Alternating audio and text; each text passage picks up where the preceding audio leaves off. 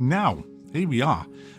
Expedition 33, when this came out, I looked at it and I read about it, I watched some videos, and I just thought, nah, there's no way I'm going to like this game. No way at all. And so I thought, well, I'm not going to bother reviewing it. There's a lot of other little indie games that I want to cover. I'll just not do it. I mean, I do that a lot with, everybody does it. You know, it's pointless hammering a game that you just don't like. And so I just thought I'll not bother. But people have been really pestering me, asking me, not pestering, that's the wrong word, but just, you know, go on, Mac, have a go. In comments, I've had emails, give it a go. It's 93% on Steam. Just have a go, you might like it. And I thought, right, I'll have a go. So I picked it up on Green Man Gaming on Friday, and today I've started really playing it. And hey guys, I tell you what, I don't like it. It's not my kind of game at all. In fact, it pretty much box ticks everything I don't like in video games. There you go. Pretty much, there you go. Now, I'll tell you the things that I don't really like about it, because that's the only fair way to go. This isn't a review. This is just why I don't like the game. Way too much dialogue. I'll set the scene up. The story's about this paintress who paints a number on a monolith every year. And if you are that age that she paints, you drop down dead. Every year, the number gets lower. It was 34 at the beginning of the game, but then she changes it to 33 because a year's up, and everybody who's 33 dies.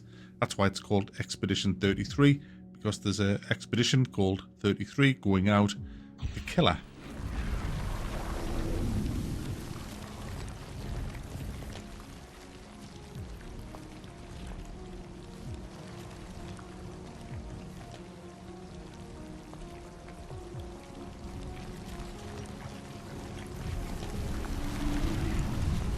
So there's an expedition sets out, heads over to the monolith, where it looks like an island or something, and they go to try and kill her. And obviously you have to fight through all of her henchmen until you get to her, blah, blah, blah. Now, that's fine. That's a pretty half-decent story, to be honest with you. I can dig that, I can. The characters, well, this is where I fell out. The characters just look absurd for me. I mean, I don't mean they look absurd, but they are absurd.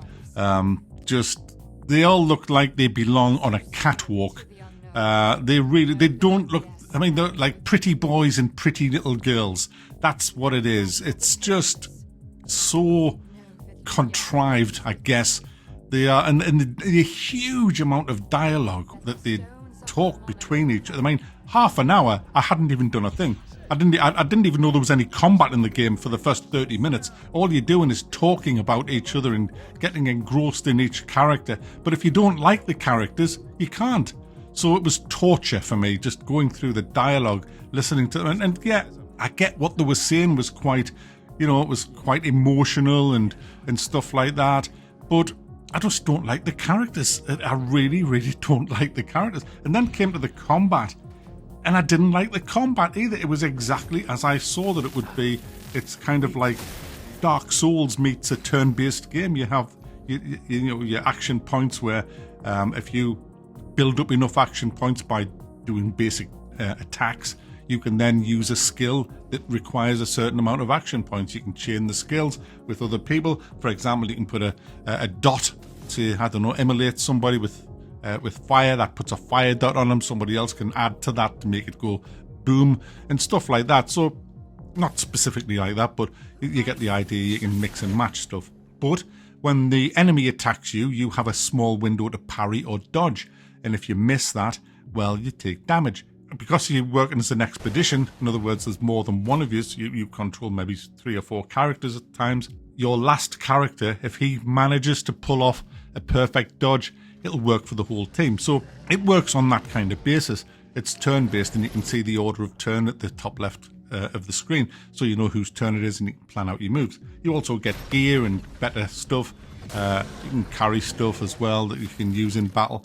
That's how it works. So there's good progression system in there, and the battles look fantastic. I mean, the animation on the monsters look great. I mean, some of them look crazy. I've looked in some videos and they just look mental, some of the bosses that you fight.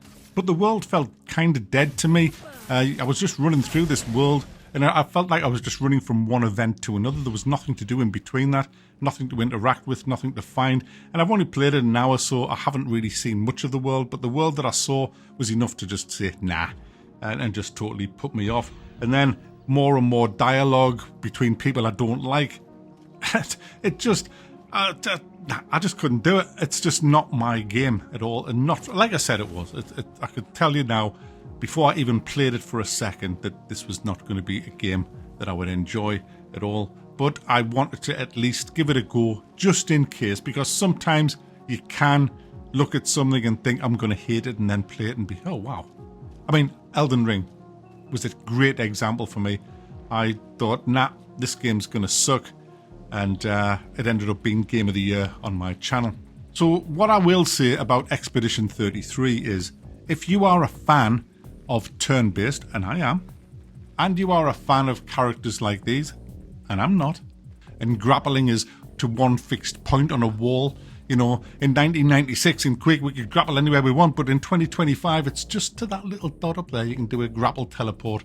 And if you like these kind of characters and this kind of turn-based Souls-like combat, you'll love it, because this is an excellent game for all of that. Highly, highly polished. Good dialogue, if you like the characters. Lots of immersion within the characters. So if you like all of that kind of stuff, then I highly recommend Expedition 33, because you're not going to find a better version of this kind of game.